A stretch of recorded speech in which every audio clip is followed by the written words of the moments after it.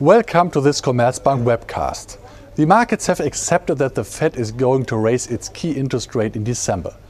However, for the next year, they still anticipate markedly less interest rate hikes than the Fed. For market players, expect wage growth to remain very low and thus also inflation. The first argument in support of continuing low wage growth is that the official unemployment rate of recently 5.0% paints a much too optimistic picture of the US labor market.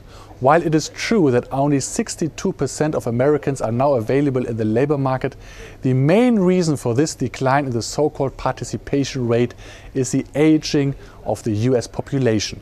There is no reserve army of frustrated, jobless people who will return to the labor market and prevent wages from rising. The second argument for continuing low wage growth is globalization. If employees demand larger wage increases, companies might transfer their goods production to low-wage countries abroad.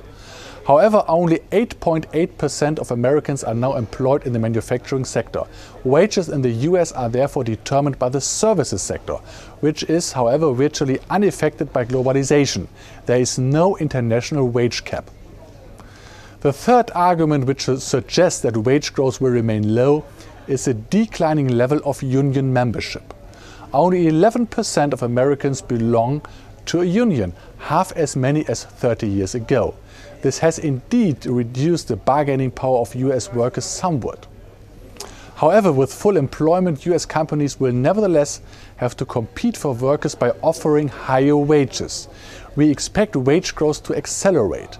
This is the most important argument why we believe the Fed is likely to raise its key interest rates more significantly next year than the market currently expects.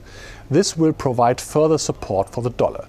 Many thanks for your attention, and please see our Week in Focus report for further information.